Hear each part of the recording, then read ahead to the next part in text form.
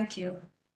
Now I'd like to invite Mr. Batra again to the stage for the final case study of the today on developing a sustainable procurement strategy. Mr. Batra, the floor is all yours.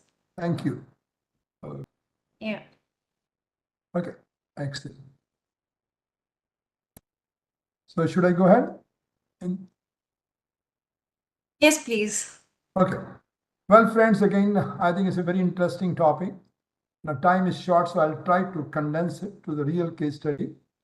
Now, the topic I have got is developing a sustainable procurement strategy. How do I go about it? So this is where I'll take the case study, a very small case study, which is realistic, I would say. So I will just skip few of the things around key takeaways and all this thing around. The first thing is sustainability. You heard a lot around. So I don't want to get into that. Some people may call circular economy. You heard in the morning. Then some people call climate change, green. All those topics are emerging around. So this also, I can skip it. The preamble is all about climate change, because since I've been involved in this topic for the last 20 years around, I would say, climate change, but now it is becoming a real topic that we have to become net zero. So this is picking up. And again, I'm emphasizing procurement is becoming the focus area. If I say carbon emission, 75% of the carbon emission can be attributed to procurement and supply chain. You, me, anyone's who's procured something, somebody manufactures it. Somebody uses the resources, and those resources come from the planet. So in short, we are all contributing into carbon emission. So procurement and supply chain, including the travel, everything is becoming very important topic for all of us. This is how it will look like if the net zero is not done by 2050. Many cities, whether it's in New York, whether it's in Mumbai, many cities will be covered under the water part.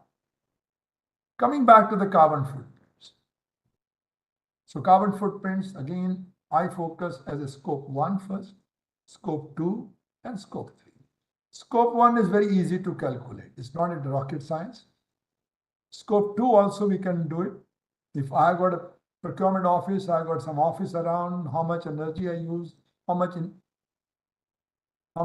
can say air conditioners, I can easily convert the energy of them into carbon footprint. How much water I use, I can convert into carbon footprint. The formulas are available. Similarly, scope 2. My company might be buying electricity from outside, and that electricity might be coming through solar, through others, or coming through thermal. I have the formulas to convert them into carbon footprint. The biggest problem is scope 3.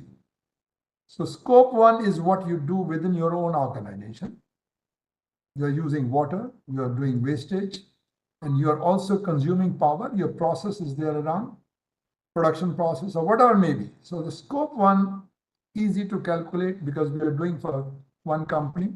Scope 2 is how much they buy from outside. And scope 3 is the most difficult one, upstream, downstream. Upstream means somebody is supplying me the material. Then I have finished the goods and now it is transported to the customer. So this is the area where we have much difficulty, more on the upstream side.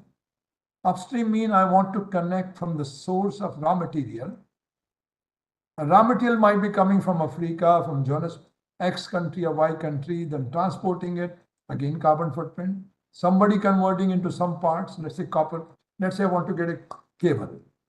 Somebody is taking the copper from the earth. First carbon footprint there, then I transport this. Then I convert this into the big rods around. Again carbon footprint. Then I convert into wires. Again carbon footprint till it becomes a cable. So if I'm buying a cable, either in the government or in the private sector, I have to find the carbon footprints in all the touch points.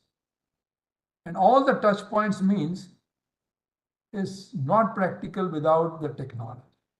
So what Sundarsan was saying around, we certainly need digitalization. There's no way out. And AI is the smartest thing. AI and the blockchain can easily do the calculation. Calculations are not difficult, but only thing is how to connect the beginning till it goes back into the earth. We're talking of the carbon footprint in the life cycle costing. From the cradle till it goes back to the grave. So this is the way we are looking around. So we have the scope 1 within your own organization, direct source. Scope 2 is I'm buying electricity from some place. It could be a thermal power station, could be a solar system, could be something else. Then I convert it. Scope 3 is the one upstream and downstream, including the travel. So this is the one which is, I think, having a lot of difficulty because we don't have the data part around to connect it. So then when you are buying from company X, let's say I'm buying from company 1. Now that company might be buying from someone else, tier 1 supplier. Then tier 1 might be buying from tier 2.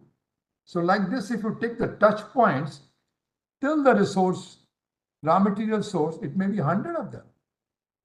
So to connect all of the touch points, have connection through the blockchain, and then do the calculation. So we need a visibility, we need a transparency from the beginning to end of the chain. So until we have cradle to cradle, the connection of the whole thing, we cannot convert the data. So this scope 3 is 70% of the carbon footprint. Other one is very small, 10%, then 20%, maybe another one. So maximum 30%, 70% is scope 3. Because if you look at big companies, auto company, this company, 70, 80% outsourced. Some company in the US I've seen around, General Motors, this, that, they're only assembler. They'll say my carbon footprints are very less. But whose carbon footprints? The people who are making parts for them. Then they are subcontracting someone. Then they are again further subcontracting someone. So that's the place we have to find the whole sustainability part. So in short, it needs a big paradigm shift. I'm not getting into the definition part. I'll straight jump into this one. I think already heard. Sustainable procurement is not only the green part. It is not the planet only. It is the people also. Are the people being paid properly? Are we having any gender issues around? Are we paying different salaries based on genders? So people part, the social part. So this is equally very important around. Then the last economics part, it is not the profit per se. Now we're talking ESG part around. So there we're talking the governance part. So the governance is becoming very popular. All the Fortune 500 companies, they've been asked to provide their own data on ESG. In India also, the people whose turnover is more than 1,000 crores, they are also asked to provide their own data. So these three pillars are becoming the key thing. One, you could call the planet, the Mother Earth. Then we have the people, how we treat the people, and how is being governed around. I want economic part, yes. A businessman will not spend money on greening until they know my cost is not going up. So all the parameters are there. But certainly the governance becomes the major issue. Well, friend, I'm not getting further on this, and this is the beauty part of it. We have ISO standards for everything. ISO 9001, everybody knows. ISO 14001, I would say, is a must. All of us from the suppliers should start asking for ISO 14001. I had a chance to implement around in the good old days when I was in Denmark. 14,000 is not a rocket science. It is only looking at 3 parameters. Energy consumption. Can we cut it down? Wastage of water, wastage of your resources. Even I used to walk around everybody's table. I say, guys, how much is the wastage in the dustbin? So 14,001 is the beginning of it. Then we have 26,000 ISO, which covers my social responsibility. And 20,400 is the one which is a very nice standard. And I'll be using the same standard to explain my case study. So 14,001, I'm not getting into more, but this is the must, I would say. Every organization, any country is feasible to do it. But 9,001 can be done, 14,001 can be done. 20,400 is a guidebook. It is not a certification. But 14,001 is a certification. This one is a guidebook, how to become greener. So many of you will ask question, how do I do it? It looks very nice for climate change. We should become greener. But how to do it? 20,400, we do separate training only on 20,400. So this is the one 20,400. So benefits, I'm skipping it. This has got 4 pillars. One, managing at the fundamental level. So any company who wants to get into the green procurement using ISO 20,400, so they have to develop their priorities. I might be doing 500 products. I might be buying 10,000 varieties of goods and services. Where is my money going? Which are my low-hanging fruits? Start with them. So this is where we have to think of priorities, avoiding complexity, excising influence. Then we have to come the goals part. Everybody has to have goals and procurement context, then the governance mechanism, and then plan, source, and manage. So the case study which I'm doing around is in next 15 minutes, this will be the basis of my case study. So I'm just skipping this. Award criteria certainly is important. Technical quality nowadays we do 50% based, let's say, price, particularly RFP. Now RFQ concept is dying. I think the World Bank has taken the initiative. I'll explain when we come to the closing part. And then sustainable development part, also we are giving weightage. Now question is, giving a weightage is one thing, but how do I work it out? The only simple formula is carbon footprint. So carbon footprints, eco labels, yes. Based on that, we can work it out. Introduction to the case study. Now this is where I want to spend some time with you, whatever time I have. We want to develop a case study on developing a sustainable procurement. And the focus which I'm taking on a company is a real case, but I made it very simpler. Align procurement practices with sustainability goal to drive business value and positive impact. So in short, there are two parameters. Value. Value does not mean only the price. Even if price goes up, but my sale goes up, my branding goes up, it's worth it. And positive impact. So this company I'm calling it X. So I know X is used for many things, social media also, but I'm calling the company as X. A global leader in industry which embarked on a transformative journey. What for? To integrate sustainability into procurement. So all of you who are in procurement, everybody is thinking of, guys, how can I integrate sustainability? So this case study will explain you how it can be done. So the background this company operates in an industry where heavily scrutinized for environmental and social impact. Here I give full marks to the Europe because they are doing excellent thing in this one compared to any other part of the world. Heavily scrutinized for environmental and social impact, including from where the power comes, including where the water goes, including everything, what wastage comes around. So they are being scrutinized under the ESG. Facing growing pressure from stakeholders. Stakeholders also saying, guys, who are customers, investors, regulators, to improve its sustainability footprint. Now what? Company X. It recognized that its procurement function was a critical lever for change. Obviously, 70–80% is because of the procurement, because a lot of the work is outsourced. This company is more of an assembler. 20% work is done in-house, 80% outsourced, and then we bring it back. So procurement function becomes the critical lever for change. Company can say, guys, within 20% of my assembly line, I'm okay. But 80% what they are getting in-house, the carbon footprints may not be in their office, but they are creating somewhere else. The company vast supply chain presents both significant challenges and opportunity to drive sustainability. So there's a big scope, and this is true for most of the manufacturers. Same is true for the public sector. I know public sector is a problem. They say, I'm not a manufacturer, but then they are giving the business of what, $13 trillion to the other ones, but they might be creating carbon footprint. It's a public money to create the carbon footprint. So this is where we need to control the suppliers. We need to check how much carbon footprint they create. So the key challenges faced by the company X. Lack of sustainability standard, first thing. I think you heard in the morning. So now sustainability standards are the first thing. So they have to set up a team to develop sustainability standards around. And these standards are not static, dynamic. Think of a laptop. I remember the time of 80s in the beginning, 60 watt, 70 watt, 80 watt. Today we're talking 20 watts, even less than that. So sustainability standards are changing, leading to inconsistent supply performance, reputational risk. So we need to come with sustainability standards on this part. Now, complex supply chain. Now, these sustainability standards we started, I would say again, I'm going back to the good old days. In 92, I was writing myself with my team. So we used to write down for every key product, complex supply chain.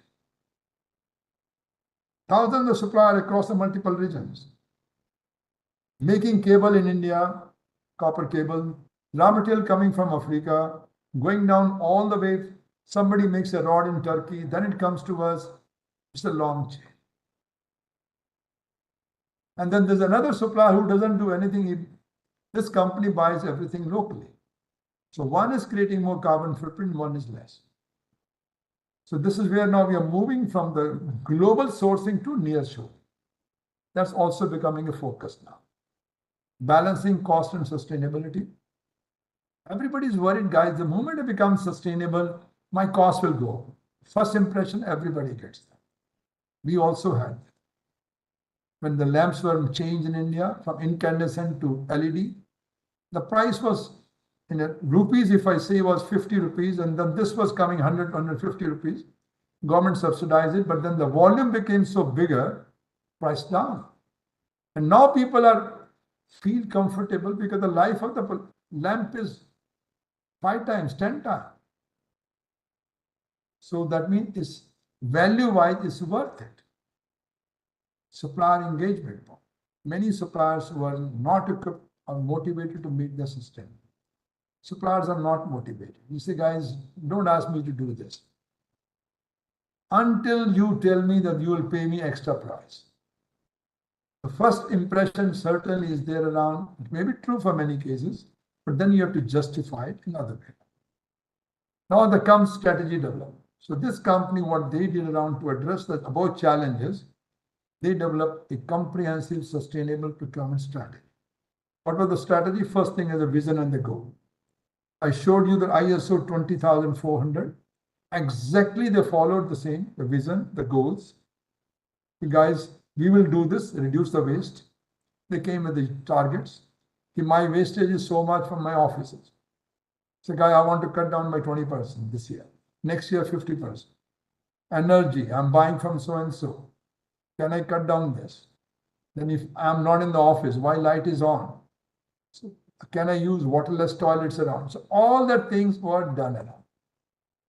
So keep in mind, carbon footprints, we convert the water wastage also into that, wastage also into carbon footprint, electricity also into carbon footprint, recycling, all that thing we look into that. Then we look around defining the sustainability criteria. So this included obviously the social part, governance part, and which I would say is not that difficult, particularly the S part. We have got 8 or 9 key parameters from ISO 26000. So it's very well qualified. One can check it and get, either you get full marks and I can give a scoring of social based on ISO 26000. Environmental part is a question mark. But I will go environmental, I go with the carbon footprint. So carbon footprint, labor condition and supplier diversity around. So supplier diversity means small, medium, women, all entrepreneurs comes into this. The next thing which comes around is supplier engagement and capacity building. A supplier, I'm telling them go to green, the guy starts looking at me and say, what is this guy talking about? Am I coming from a different planet? We have to train them. We have to motivate them. Guys, there is a need to change into this. Training part, resources part, incentive. Leveraging technologies. As I said to you, particularly the carbon footprints, calculations are not difficult. But finding the whole path from beginning to end, and this is where the best tool is blockchain. End to end, because we also do certification of blockchain. End to end, it connects it. So IoT comes into the picture, sensors come into the pictures, information comes straight on your machine. So digital tools played a crucial role in tracking and managing sustainability. So this is where we are looking at that. Then we're talking about embedding sustainability into procurement process. So in the procurement process also we want sustainability, stakeholders engagements, and communication. The next thing is now implementation. The steps for implementation, the very first thing is a pilot program. I will not do all the categories. I'll take few categories which I'm confident. Let's example I told you was the bauxite we did now. I said now the wastage of bauxite is how much? 60%. What do I do? Can I convert this into another product? So this is where we're looking at. These pilots help us to do the best practice. Cross-functional team. It is not one person alone, only procurement able to do, no chance. You need people from different backgrounds, could be a finance, legal, sustainability. All these people have to put their heads together to come to this. Then we come to the supplier scorecard. This is a must. If you've got hundreds of suppliers, you want to check the scorecards. Are they improving it? And then continuous improvement. This is what we have learned from Japanese, the Kaizen. So based on that, I know Kaizen will link with that culture, but again, continuous improvement is very common now. So today we may be the best, but nothing is static. The world is dynamic. We need to change. So guys, now question comes, where do I start? Which product? Hot categories, cold categories? Hot means where I've got, I would say, first thing is the cost, reduction cost. And then the ease of implementation. Some place very easy to implement. So I will take those products which are energy using product, transportation, packaging. The game I'll start from packaging first. Then I'll take the cold categories. Then we'll take up these low priority and this. So basically you have to convert all your expenditure into 4 boxes. Then say, guys, these are my hot categories, these are my cold category, and start working on it. If you start hitting on all the items, then it'll take you ages. Take the low-hanging fruits first and then start others. The results of this company was, based on that implementation, environmental impact, they achieved a percentage reduction, if I want to say around 15 to 20% in carbon emission. Water waste is also in the same amount. Increase the percentage of recycled material, which you heard from Marcus also in the morning. Recycling. So that's the one around either recycle or increase the life by reusing it. Social impact. The company ensured fair labor practices across supply chain. And when the fair practices are there, whether it's on stress level, whatever you may call around, equal working conditions, safe condition, healthy condition, it improved the working condition and thousands of workers comes around. So working condition means the stress level also is part of it. Then the next results were economic benefits. While initial costs were higher, certainly, but long-term savings we were looking at through the reduced waste, lower energy consumption, and greater efficiency. So when we were doing the mathematics, we took all these 3 pillars around and tried to compare. Honestly, I would say we took those ones which were easy to implement. If I would have taken the difficult task in that company, they would have thrown me out. So we took the one which was easy to implement and we saved it. And we did become the role cases, and then company were more motivated to do this. Enhanced brand reputation. I would say strengthen its brand reputation. This is the way results came. The last was supplier relationship also. Supplier also gets committed, guys, we did something great for the world. So they become more collaborative relationship and sustainability. Key success factors. Without this, it cannot go. If somebody thinks that we have the ideas and we can move up, no. It has to come from the leadership commitment. That part, there is no choice. It has to get committed from top to bottom, not from bottom to up. Clear goals and metrics has to be there. Without goals, without metrics, you need to have KPIs, performance indicators, goals. And then we come to the technology integration. Without technology integration, particularly the carbon footprints, not easy.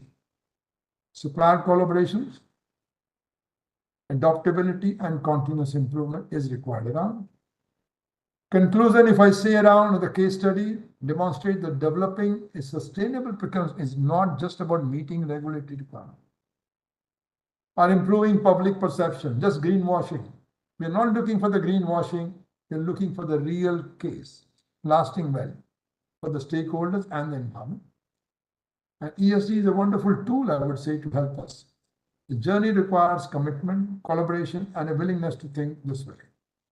Now, the key takeaways, if I say sustainability and profitability coexist and complement strong leadership, engaging suppliers. So this case study, which I was telling you around, is the real one, which we are working with someone. So case studies serve as a powerful example of how procurement can be a force for good, leading the way towards more sustainable. Any change requires, as I said to you in the morning, requires a lot of efforts around. Final thoughts, in this day and age company, we have to look for being environmentally friendly in all aspects. And then work out why it would benefit you and become more sustainable, work out existing footprints and the way to minimize them. Well, friends, I think this is the one last, and before, because I want to take the time of my next speaker, then the final tips is you need vision, you need skills, you need stimuli, resources, roadmap. Then only change will happen.